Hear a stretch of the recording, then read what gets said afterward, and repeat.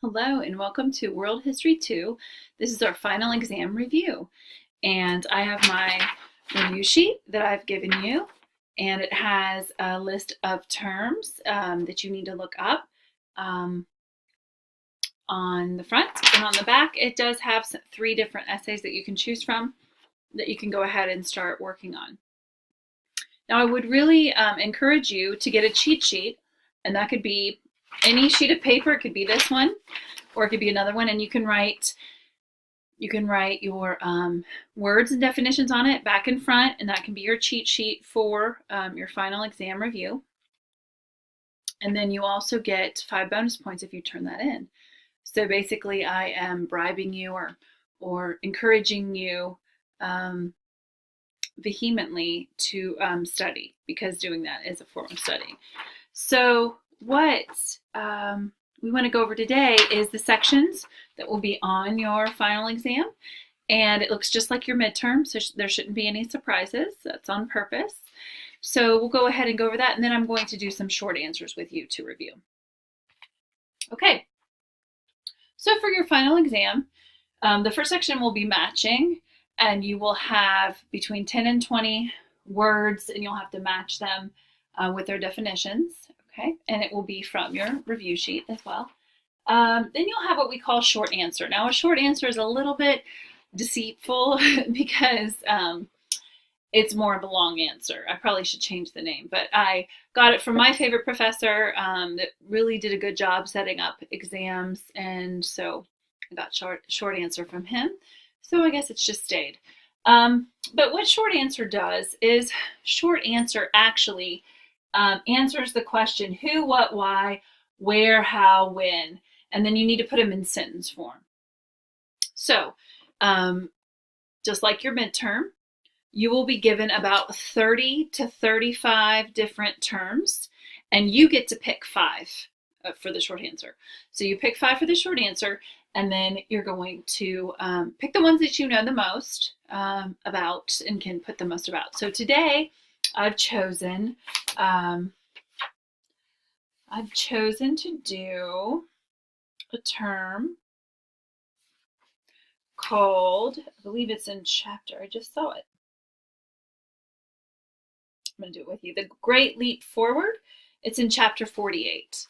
Okay, so it's chapter 48. There you go. And so what will happen for short answer is that there'll be a line, and you'll have to first make sure that you write down what your term that you've chosen. And we chose the Great Leap Forward. And that's the term that we have chosen. So now what we need to do is we need to go through the who, what, why, where, how, when, and write it in sentence form. Okay? So the first question, who? Well, the Great Leap Forward happened in China. It was a Chinese policy under Mao Zedong. All right, so that's got our who. All right, we need to tell what it was. It was a 15-year plan to surpass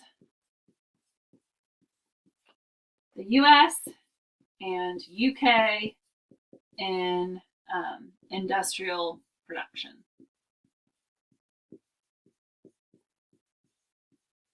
Within, oh, it already says production. I was going to put within 15 years. Okay? Production. All right.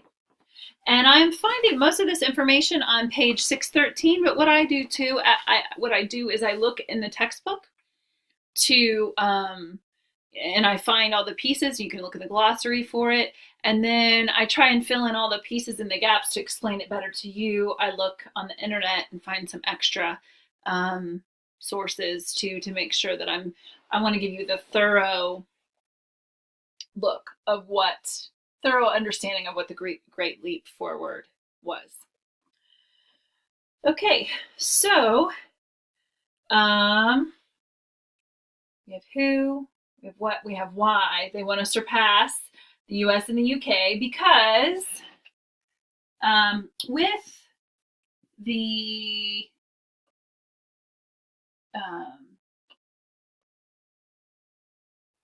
Chinese agrarian society, with the Chinese rural, I'm going to put rural right here, rural agrarian society, it was needed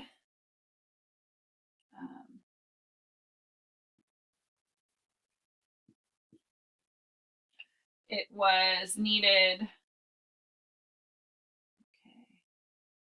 might just put, okay, so the Chinese had a rural agrarian society, which means it was a farming society. Okay. I just lost my card. Okay, so we finished up with the reasoning. Why? Why did they want to do this? They wanted to surpass the US and UK in industrial production. So the next area that we're going to head to is the Chinese had a rural agrarian society, which means they were a farming society. And what they were trying to do was collectivize the farmers and have backyard industrial steel furnaces at the same time. And this was Mao Zedong's idea. He had no prior knowledge of metallurgy, which is metalworking. Now, China does have a long history of metalworking.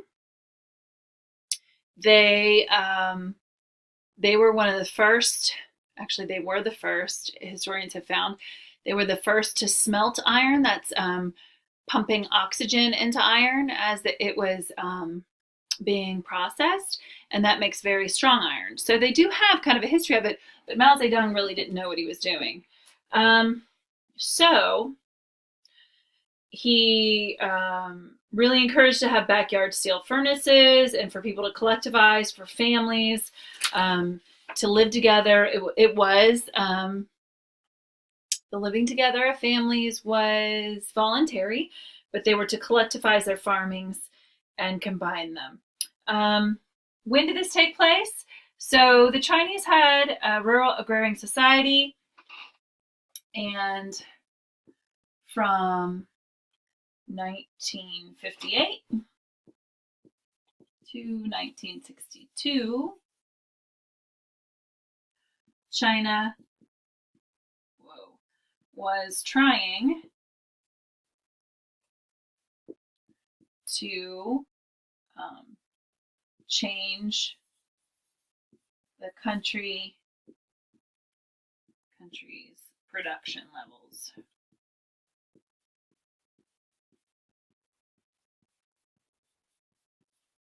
Okay, so I said that they had backyard